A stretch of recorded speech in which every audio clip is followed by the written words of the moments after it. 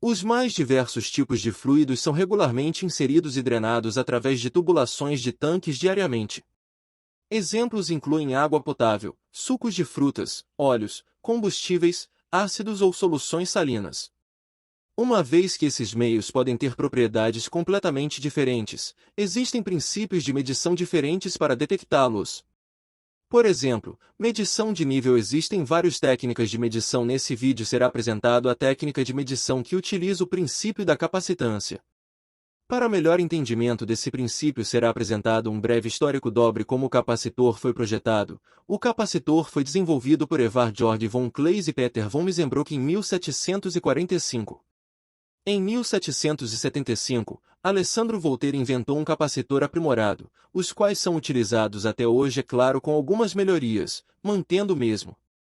Como curiosidade, a unidade volt que é utilizada no sistema SI, recebeu esse nome para homenagear Voltaire.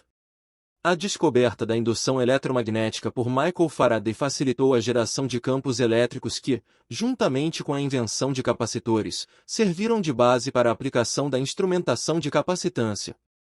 Em homenagem a Faraday, a unidade do SI para capacitância foi chamada de Farad. Instrumentos de medição de nível por capacitância podem ser usados para detecção de nível de ponto e ou medição contínua de nível, particularmente em líquidos. O princípio de medição é baseado na mudança de capacitância em um capacitor. Vamos dar uma olhada mais de perto em como esse método de medição funciona, usando o exemplo de medição contínua.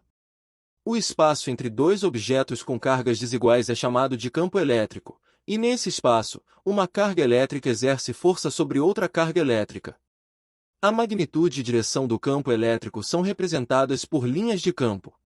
Se uma tensão alternada é aplicada a um capacitor de placas, a corrente flui, e a corrente depende do meio dielétrico entre as placas, por exemplo, ar ou um meio que isola. Uma mudança no material isolante causa um aumento na constante dielétrica e, consequentemente, na capacitância do capacitor, e, assim, no fluxo de corrente. Além disso, o fluxo de corrente pode ser afetado pela distância e tamanho das placas. Essas características de um capacitor constituem a base do princípio de medição da medição de nível capacitivo.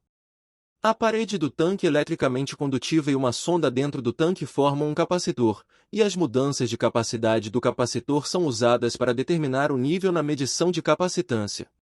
Líquidos eletricamente condutivos e líquidos não condutivos são diferenciados. Medidas em líquidos condutivos, que normalmente são líquidos à base de água, são realizadas da seguinte forma: o meio forma um curto-circuito elétrico da parede do tanque para a isolação da sonda, portanto, o efeito de medição é formado apenas pela isolação da sonda e da capacitância adquirida do meio. Isso fornece uma medição estável, que é independente da geometria do tanque e da constante dielétrica do meio. Se o nível aumentar no tanque, a área do capacitor aumenta proporcionalmente, a mudança de capacitância medida é usada para determinar o nível.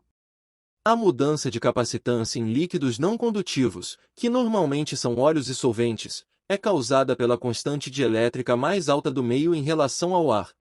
O meio não condutivo forma um capacitor adicional conectado em série com a parede do tanque, ele determina a capacitância total.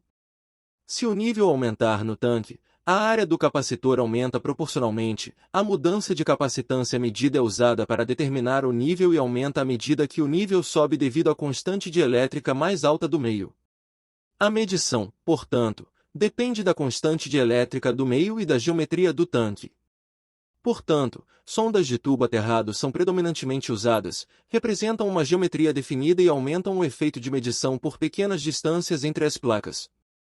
Em meios condutivos com condutividade maior que microsiemens por centímetro, a pré-calibração pode ser feita na fábrica, devido à independência da constante dielétrica e do tanque, o que facilita um comissionamento rápido. Em meios não condutivos com condutividade inferior a 1 microsiemens por centímetro, o meio dielétrico respectivo deve ser calibrado no local do cliente. Uma pequena faixa de transição entre meios condutivos e não condutivos é referida como faixa crítica. Nessa faixa, uma mudança mínima na condutividade do meio leva a uma alteração no valor medido. Aplicações nessa faixa de condutividade devem ser evitadas. Endres and Hauser, De acordo com o princípio de medição de capacitância, facilita medições de nível, interface e nível de ponto em líquidos e sólidos, mesmo em aplicações com altas temperaturas ou pressões, bem como em áreas perigosas. Temos uma solução adequada para cada aplicação. Endres Endhauser